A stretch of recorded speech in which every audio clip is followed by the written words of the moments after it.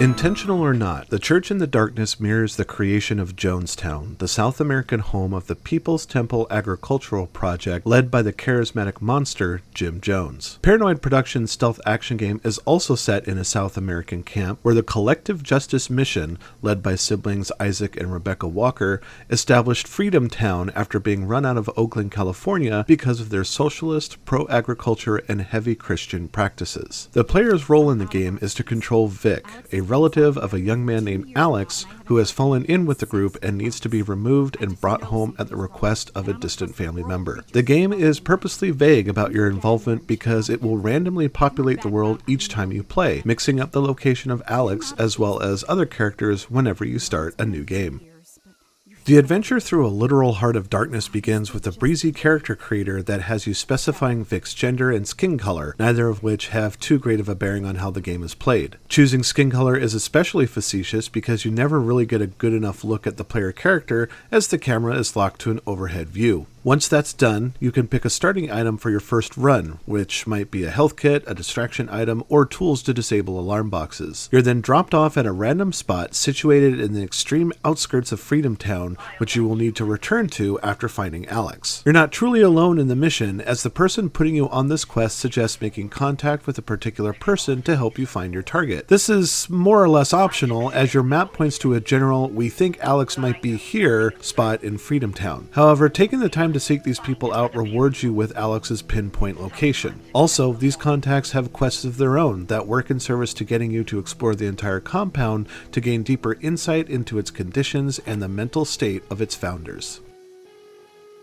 Your infiltration of the Collective Justice Mission is going to be stymied by the presence of gun-toting guards and fellow cultists trained to trigger an alarm whenever they see something out of the ordinary. And because you start the game with very few items to defend yourself with, the options for dealing with them are low. This is why it's important to search through closets, crates, and desks because they often have items that will fill out your inventory, like food to refill any lost health, metal scraps to disable alarms, guns and ammunition, and even clothing to disguise yourself with. The easiest way to avoid attention is to simply stay out of everyone's way. Holding down the sneaking button slows your movement to a crawl and displays a person's line of sight. Simply avoiding these will keep you safe because the enemy AI won't respond to anything that exists outside their sight cone. Even the sound of gunfire won't attract them if you're a decent distance away. They will, however, respond to items designed to cause a distraction, which is a great way to break up clusters of guards blocking a path you need to reach.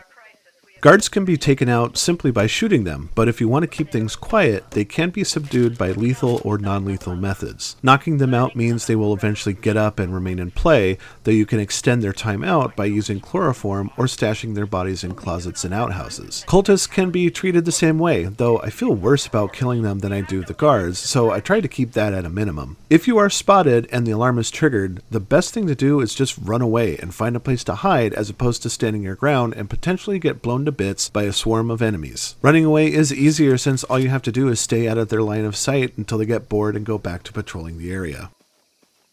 Being killed by a guard doesn't necessarily equate to a game over screen. Well, my very first playthrough gave me "the Collective Justice Mission doesn't tolerate you" script before taking me back to the title screen. But other instances of death saw me trapped inside a cage with a new chapter title superimposed on the screen. Each time I died and was allowed to be brought back this way always started with an admonishing from Isaac and Rebecca, and then given the chance to break out and keep going with the mission after they left. It appears then that The Church in the Darkness has a lot of variables that will shape the story depending on the player's behavior. One of them was the nature of Isaac and Rebecca's musings over the loudspeakers. At the start of the game, their voices can be heard delivering sermons and affirmations, but after getting caught once or twice, their rhetoric got angrier. I had one session where I made it a point to kill all the guards I saw, and after being shot and sent to a cage, Isaac came by and shot me dead.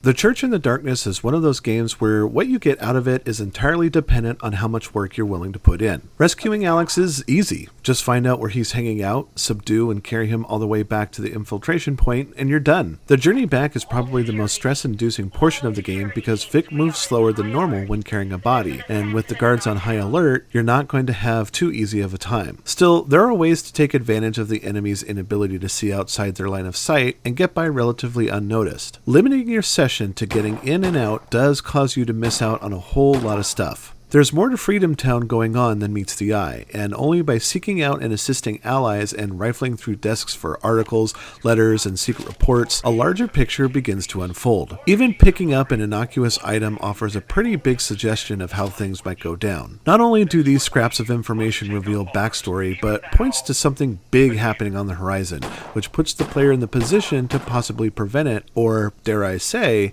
go along with it. Whatever way you go about it, the game does eventually end with or without your intervention. When you start a new game after reaching one of the 18 endings, the pieces are shuffled and new allies, items, and extra starter inventory slots become available for the next playthrough.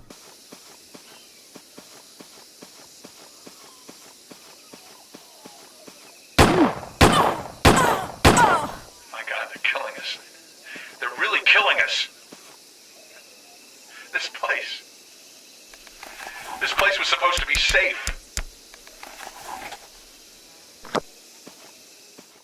On paper and in conversation, The Church in the Darkness is a really neat idea. It takes an accessible idea, who isn't fascinated by cults, and frames a stealth game around that. By all accounts, this should be the breakout game of the year. And sadly, it isn't, because there are designs that get in the way of what could have been an awesome game. Enemies don't pose much of a threat. You could be standing 20 feet away in front of them and they wouldn't react as long as you stay out of their line of sight cones. I thought it was ridiculous that I got away with killing guards while a third just stood by and did nothing. There's a tendency to keep pressing the sneak button so that people's sight cones are always visible, and that's about as fun as spending the entirety of Batman Arkham Asylum in detective mode just because it makes getting around easier. Harder difficulty settings reduce and eliminate altogether the visibility of these cones if you're looking for a more challenging stealth experience. As far as the game's randomization goes, even though allies and Alex's locations change, the motive for your visit never does, which means you're always going to be Vic, who is always going to be looking for Alex in a version of Freedom Town that never changes. Mixing up the relationship between the two main characters like everything else in the game might have helped to make each session feel more interesting.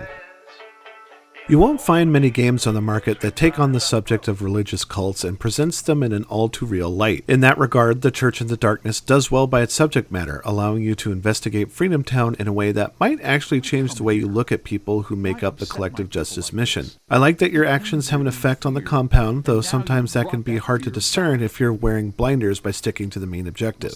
The randomized nature of the game does allow for newish experiences each time you play, though I wish the game took it further, such as making Freedom Town modular so that its camps, playgrounds, open-air theaters, and places of worship could be moved around and really shake things up. As it stands, though, The Church in the Darkness is a decent exploration of cults from the perspective of those participating in it. DarkStation gives The Church in the Darkness a 3.5 stars.